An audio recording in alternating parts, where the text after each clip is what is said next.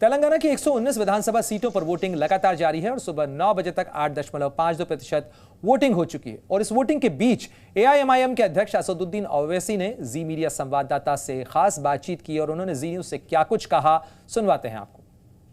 तेलंगाना में पूरे 119 विधानसभा क्षेत्रों में चुनाव शुरू हो गया है। इस वक्त हमारे साथ ऑल इंडिया मजलिस इत्तेहादुल मुस्लिमीन के प्रेसिडेंट है असदुद्दीन ओवैसी, जो अपने पूरे परिवार के साथ उन्होंने वोटिंग की है और एक अच्छा पैगाम दिया है।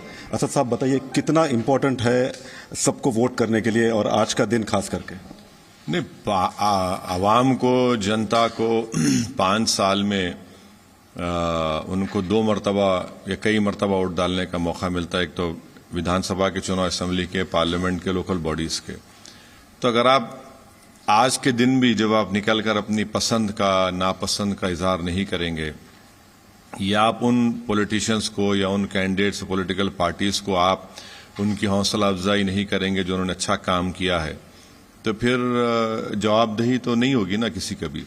तो हम उम्मीद करते हैं कि आज एक अहम दिन है जिससे हमारी मुल्क की जमहूरियत, हमारा मुल्क का आइन, संविधान में आपको एतमाद है तो निकलिए, वोट डालिए।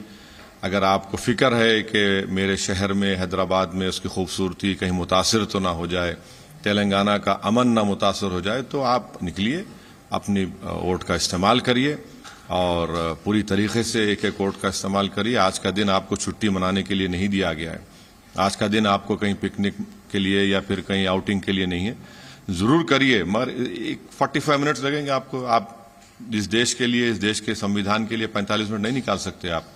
फिर आप कंप्लेन नहीं करेंगे, आपके प्रॉब्लम है, ये है, तो आप आइए। मेरी रिक्वेस्ट है खासतौर से फर्स्ट टाइम वोटर से, क्योंकि वो हमारे मुल्क का मुस्तकबिल है।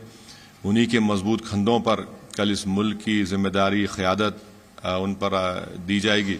तो अभी से निकलकर उस जिम्मेदारी को निभाने की तैयारी करें और वोट डालें अपना। तो मतदान के बारे में कहा जाता है कि असद साहब कि पहले मतदान फिर जलपान, तो हैदराबाद में तो बिरयानी का ये रहा है, तो आप क्या संदेश देंगे?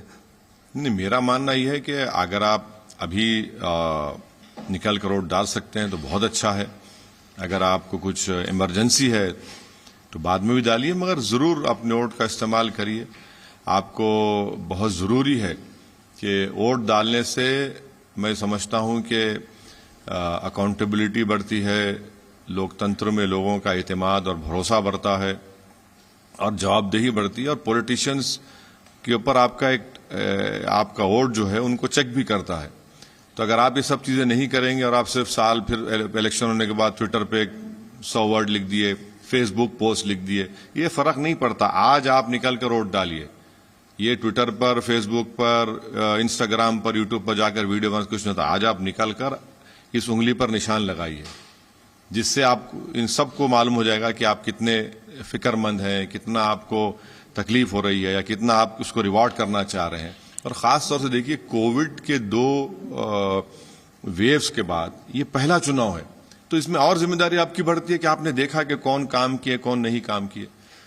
तो सर, आपने ट्विटर, फेसबुक की बात की, तो कल तक जो परसों तक जो कैंपेन हमने देखा, डीप फेक्स है या फिर कुछ कितने सारे फेक ये आ रहे हैं, तो कितना वो प्रॉब्लमेटिक है? ये बहुत खतरनाक बात है, बहुत खतरे की घड़ी है, घंटी है ये।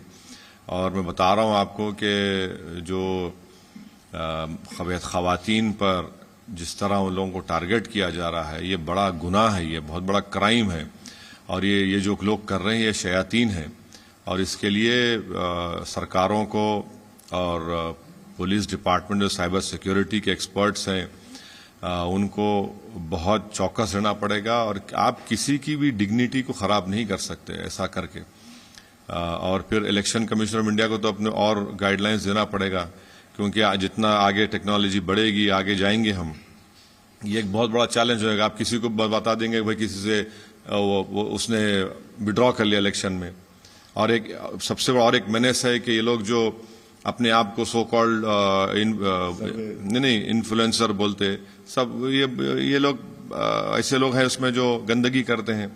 चुनाव का टाइम हो गया तब भी आप एक 2 मिनट का वीडियो डालते हैं, और इतने बुज़दिल हैं ये लोग कि अपने फेसबुक वेबसाइट पर नहीं डालते, व्हाट्सएप पे डालते। मगर ये इन अहमकों को नहीं मालूम कि तुम्हारे नंबर के साथ वो टाइम निकल जाएगा उसमें। तो ये भी चेक करने की जरूरत है। और यस, ये फेक सर्विस, भाई आप एक गाइडलाइंस ईसीआई ने दी, उसको फॉलो करिए। हर 2 दिन में कोई हर टॉम डिक एंड हैरी बनाता है, ये तो ये बड़ा ये गलत है। और हम उम्मीद करते हैं कि ECI free and fair election के लिए इन तीनों चीजों के ऊपर एक्शन भी लेगा, इनको अकाउंटेबल बनाएगा। जो लोग इस तरह वायलेशन कर रहे हैं उन पर कानून का जुर्म आयद होना चाहिए उनके ऊपर। जी न्यूज़।